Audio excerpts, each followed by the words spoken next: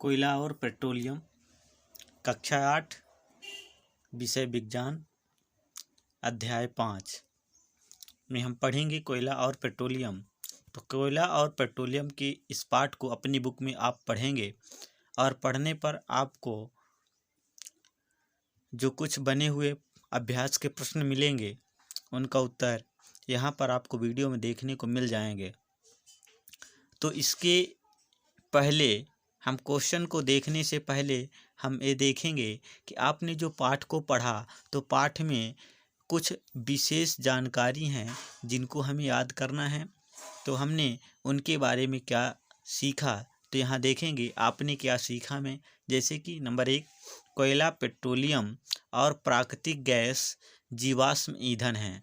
तो यहाँ पर नाम आया कोयला जीवाश्म ईंधन है, पेट्रोलियम जीवाश्म ईंधन है और प्राकृतिक गैस क्या है, जीवाश्म ईंधन है। दूसरा, जीवाश्म ईंधन का निर्माण सजीवों के मृत अवशेषों से लाखों वर्ष पूर्व हुआ था। ठीक है, तो जीवाश्म ईंधन जो है, तो जीवाश्म ईंधन का निर्माण कैसे हुआ है, सजीवों के मृत अवशेष से। ठीक है, जो जीवित पेड़ पौधे थे, जीवित जंतुएं थे, तो उनके अवशेषों के लाखों वर्ष पूर्व जीवाश्म ईंधन का निर्माण हुआ है। तीसरा, जीवाश्म ईंधन समाप्त होने वाले संसाधन होते हैं, और जो ये ईंधन है कोयला, पेट्रोलियम, प्राकृतिक गैस, जीवाश्म ईंधन है, तो समाप्त होने वाले ईंधन भी हैं। 4 नंबर, कोक, कोलतार और कोयला गैस कोयले से प्राप्त उत्पाद हैं। अगला, पेट्रोलियम के परिष्करण से पेट्रोलियम गैस, पेट्रोल, डीजल, मिट्टी का तेल, पैराफिन, मोम, स्नेहक तेल आदि प्राप्त होते हैं। ठीक है, जब पेट्रोलियम का परिष्करण करेंगे तो ये सभी चीज़ें मिलती हैं। लास्ट में देखेंगे, कोयला तथा पेट्रोलियम के संसाधन सीमित हैं, अतः हमें इनका न्यायोचित इस्तेमाल करना चाहिए। ठीक है, सीमित हैं इसलिए हमें इसका उपयोग भी सीमित मात्रा में करना चाहिए। अब देखेंगे अभ्यास के प्रश्न।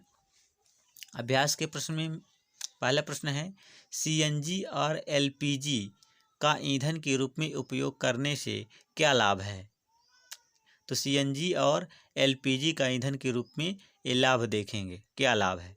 तो सीएनजी और एलपीजी का उपयोग परिवहन वाहनों में ईंधन के रूप में किया जा रहा है, क्योंकि ये कम प्रदूषणकारी, ठीक है, लाभ है, कम प्रदूषणकारी, स्वच्छ ईंधन होने के साथ साथ सस्ते भी हैं। ठीक है, एक लाभ है कि कम प्रदूषणकारी हैं, स्वच्छ ईंधन हैं और इनके साथ साथ क्या हैं, ये सस्ते भी हैं।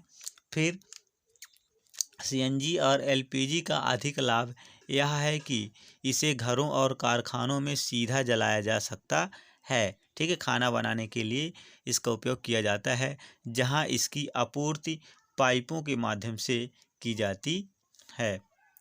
ठीक है, दूसरा प्रश्न देखेंगे, पेट्रोलियम का कौन सा उत्पाद सड़क निर्माण के लिए प्रयोग में लाया जाता है।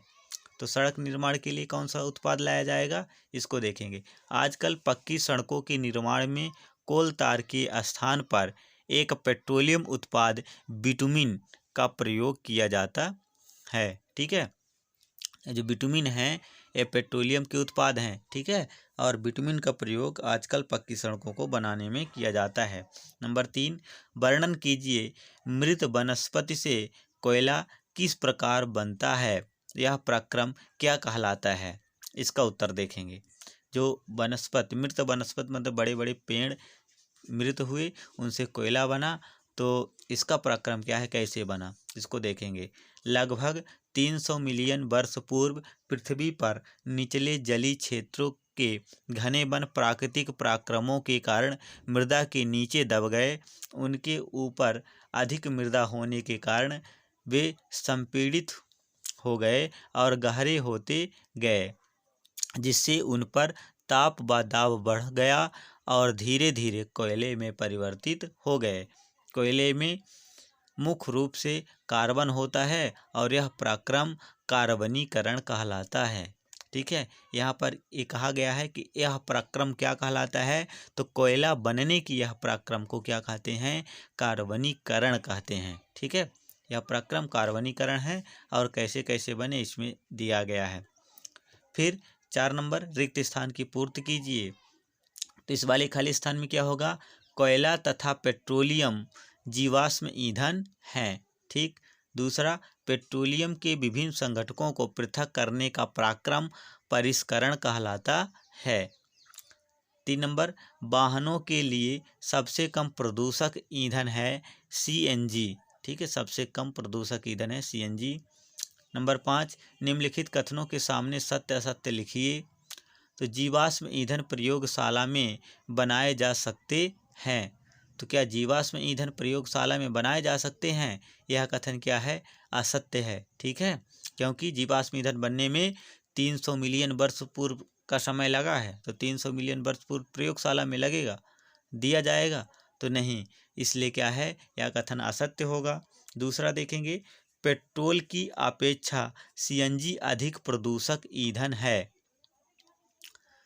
क्या कहा गया है, पेट्रोल की अपेक्षा CNG अधिक प्रदूषक ईंधन है, तो यह कथन भी असत्य है। ठीक है, पेट्रोल की अपेक्षा CNG अधिक नहीं, वो कम ही प्रदूषक ईंधन है। ठीक है। फिर नंबर 3 देखेंगे, कोक कार्बन का लगभग शुद्ध रूप है। ठीक है, ये सत्य है। कोक क्या है, कार्बन का शुद्ध रूप है। ठीक है, लगभग शुद्ध रूप है, तो ये कथन क्या है, सत्य है। कोलतार विभिन्न पदार्थों का मिश्रण है, यह कथन भी सत्य है। ठीक है, कोलतार क्या है, विभिन्न पदार्थों का मिश्रण है। फिर अगला नंबर, मिट्टी का तेल एक जीवाश्म ईंधन नहीं है। तो जो मिट्टी का तेल है तो क्या है, एक जीवाश्म ईंधन नहीं है, यह कथन असत्य है। ठीक है, मिट्टी का तेल पेट्रोलियम के संगठक से ही प्राप्त किया गया है, तो क्या है, यह भी जीवाश्म ईंधन है। आगे देखेंगे 6 नंबर क्या है, समझाइए जीवाश्म ईंधन समाप्त होने वाले प्राकृतिक संसाधन क्यों हैं। इसको समझाना है कि जीवाश्म ईंधन जो हैं समाप्त होने वाले प्राकृतिक संसाधन क्यों हैं। तो इसको देखेंगे उत्तर में, जीवाश्म ईंधन समाप्त होने वाले प्राकृतिक संसाधन हैं क्योंकि मृत जीवों को ईंधन में परिवर्तित होने में लगभग क्योंकि मृत जीवों को ईंधन में परिवर्तित होने में लाखों वर्षों का समय लग जाता है और उपलब्ध भंडार सिर्फ कुछ सालों तक के लिए ही पर्याप्त है, इसलिए हमें इसका न्यायोचित प्रयोग ही करना चाहिए। ठीक है, नहीं तो क्या होगा, ये समाप्त हो जाएगा तो बनाने में 300 मिलियन वर्ष पूर्व का समय लगेगा, माने लाखों वर्षों समय लगेंगे। ठीक है, इसलिए उसका उचित पूर्वक उपयोग करना चाहिए। नंबर 7, कोक के अभिलक्षणों और उपयोगों का वर्णन कीजिए। उत्तर देखेंगे, यह कठोर सारंध और काला पदार्थ है। क्या, कोक। ठीक है, कोक क्या है, यह कठोर सारंध और काला पदार्थ है। यह कार्बन का लगभग शुद्ध रूप है। कोक का उपयोग कोक का उपयोग इस्पात के औद्योगिक निर्माण और बहुत से धातुओं के निष्कर्षण में किया जाता है। 8 नंबर प्रश्न देखेंगे, पेट्रोलियम निर्माण के प्रक्रम को समझाइए। तो पेट्रोलियम का निर्माण समुद्र में रहने वाले जीवों से हुआ।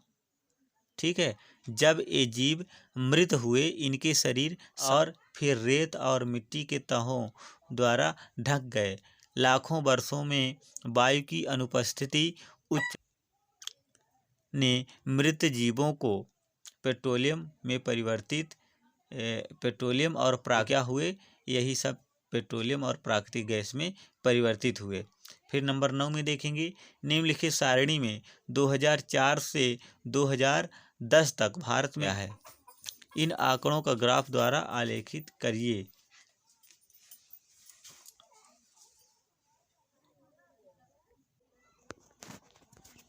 नंबर 9 में देखेंगे, निम्नलिखित सारणी में 2014 से 2010 तक भारत में विद्युत की कुल कमी को दर्शाया गया है। इन आंकड़ों को ग्राफ द्वारा आलेखित करिए। वर्ष में कमी प्रतिशतता को वाई अक्ष पर तथा वर्ष को एक्स अक्ष पर आलेखित कीजिए। यहाँ देखेंगे 2004 में कितनी कमी 7.8, 2005 में 8.6, 2006 में 9.5%, 2008 में 9.9%, 2009 में 11.2%, 2010 में 10%।